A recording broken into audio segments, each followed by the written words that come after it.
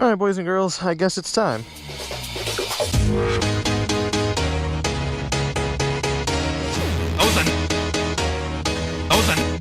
Nice pants. Nice pants. Nice pants. Those are nice pants. Alright, here we go. Alright, so I know I said a while ago that I wanted to do a first ride on this motorcycle, and I think it's that time. But I also said that technically it wouldn't be a first ride because I bought this with 240-ish miles and I just rolled over 400 today. So we're going to review the Honda Grom today. Now I want to start off by answering a pretty popular question that I get asked in my Instagram messages all the time. Should I get a Honda Grom as my first bike? And I'm going to strongly say no. Now, while the Grom is super underpowered at only about 9 horsepower or so, I believe it's a bike that if you get it as your first bike, you're going to get bored of it. Take me, for example. I've been riding for 12 or 13 years. I'm 31. My primary bike is a 1000cc liter bike. It's the Suzuki GSX-S 1000. And I bought this Grom as a little toy bike, kind of like a clown car. That's how I perceive this motorcycle. It's kind of like a goof. Now I'm 5'9" and about 205 pounds or so, and I've got the bike up to maybe around 65 miles an hour. And I have to put a little asterisk beside that number, and that is because I was on a slight decline. On a straight flat plane, I could probably get this bike up to maybe 55 miles an hour, but on average, take for instance right now, as you can see, I'm doing like low 50s, right? 53, 54, and I've got the throttle wide open. Now I'm here in the Ilion Gorge, and there's really only one area where you can do 55, well, legally anyway. So we're gonna show you exactly how fast a 200-ish pound man can go on a Honda Grom. And I do want to note it is slightly windy out right now. As you can see, I'm doing like 55 right now. I think I might have a little bit of wind to my back, but not much at all. Like I said, I do have the throttle wide open, so this bike is giving me all that it's got right now on a stock motor, stock exhaust, stock fuel, stock everything as far as performance is concerned. Now in a minute here, I'm going to go full tuck so you can get the full idea of how fast or how slow technically this bike can actually go. Now as you can see, the terrain is not exactly flat, but I'm in a full tuck position. You can see me, I just 57 might be like the max right here, and that's about it. It's about all that this bike has. So this is why I don't think that the Honda Grom would be a good first starter bike. There's plenty of other starter bikes that I would recommend, but the Honda Grom just isn't one of them. Personally, I think it should be a secondary bike. If not a secondary bike, then definitely not your first, like I've already said. Now as far as like mechanics go, it is a 4-speed transmission.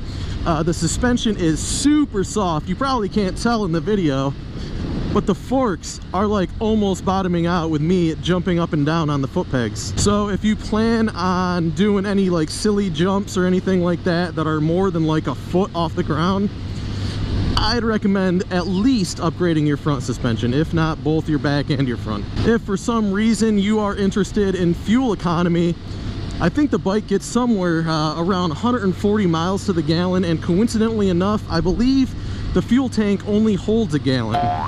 So, you know, $3 and you are good for like 140 miles. Now, as far as oil is concerned, I believe it holds exactly 1 quart of oil, give or take a little bit. I could be wrong as far as exactly a quart, but it definitely doesn't take more than 1. So speaking of modifications, what have I done in the 2 months that I have owned the Grom? First and foremost was obviously a bell. Second was the TST LED smoked indicators, flush mount in the front, also in the rear. Also bought the TST relay so I don't get any of that nasty hyper flash. I also got the MZS clutch and brake shorty levers. I got the DMP fender eliminator kit, obviously that huge ass fender had to go. And I also got these foot pegs from Man in the Box. The foot pegs that come on the Grom are the rubber ones that offer very little to no grip at all, so those obviously had to go immediately. And other than that, besides this little USB charger that runs directly to the battery with the on and off switch so it doesn't kill my battery, I really haven't done anything too notable as far as modifications to the Grom. Now, like I said, the way that I perceive my Grom is a kind of a joke. It's kind of like a goof, like a funny little toy bike. So I kind of want to get an exhaust, and at the same time I don't want to get an exhaust. Really, the only reason why I would want to get an exhaust is to take a little bit of weight off the bike, because the stock exhaust is always so heavy. But I also don't want to lose the funny little, you know, the funny little sound that it makes. And also, if I did have an exhaust, I couldn't do one of these things. So another thing that really turned me on to the Grom, besides its funny appeal, is that the reliability of Honda small motors. They are basically like impenetrable. So whatever you want to do, beat the living daylights out of this bike, the motor is gonna just outlast all of it, unless you don't maintain it properly like you should. But I mean, that just applies to any motorcycle. So who do I think that the Grom is good for?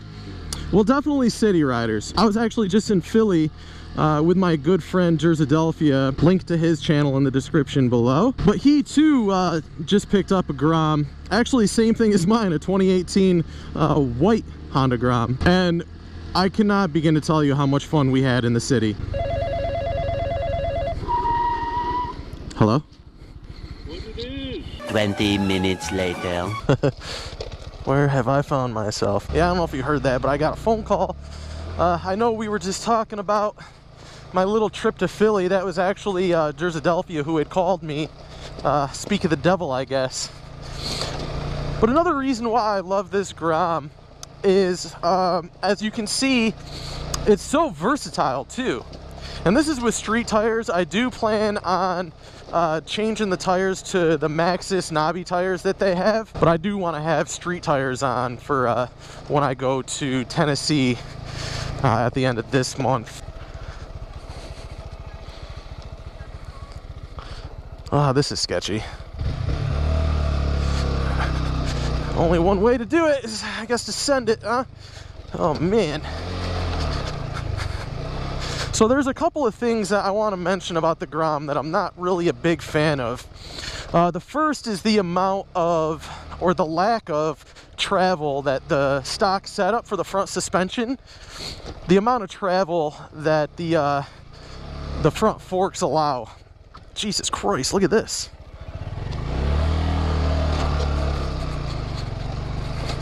Like, I find it pretty easy to bottom them out, and it's not really a good thing, you know? That's how you blow fork seals. And I'll get to the other thing as soon as I get off this sketchy thing. Okay, so the other thing that I'm not really a big fan of, and it took me a little while to get used to, is, and this is super easily adjustable, but the stock setup as far as the handlebars, the horn is right where your natural placement of your thumb would go for your signals. So the signals are like super down low underneath here, as you can see. And I found myself a lot of times beeping the horn when I meant to turn my signal off. So I've gotten used to it now, you know, muscle memory and whatnot, but transitioning back to, you know, my big bike, the signals are where they're supposed to be. It's probably going to be a little hard to get used to again. But you know, it's just like a little minor pet peeve. It's nothing like super serious. But yeah, not only is the Grom like a super fun little street bike, but as you can see from some of this video, I just have a bunch of time just exploring pretty much anywhere that you want to go.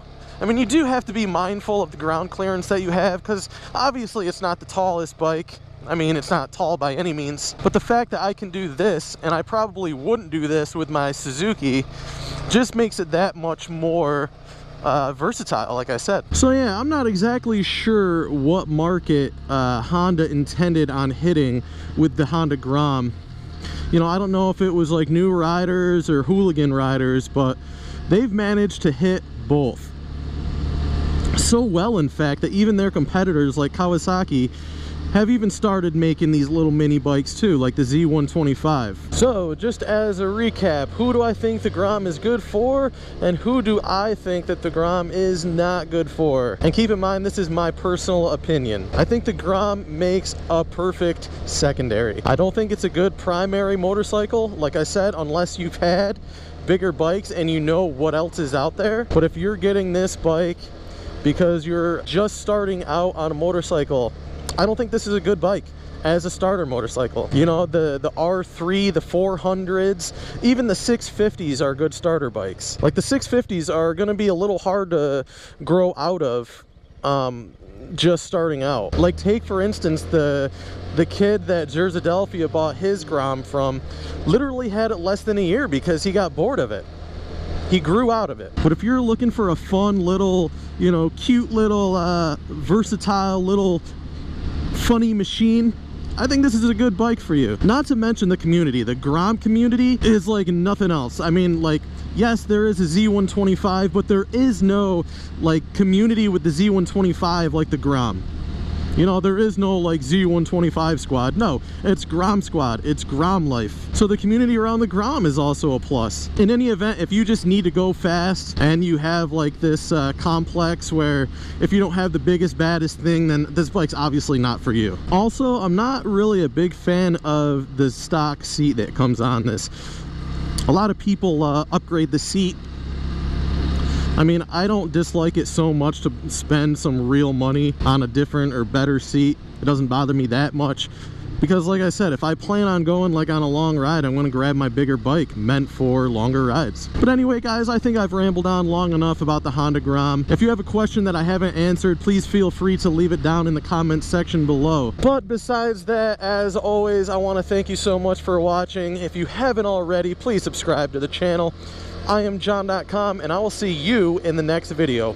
Later.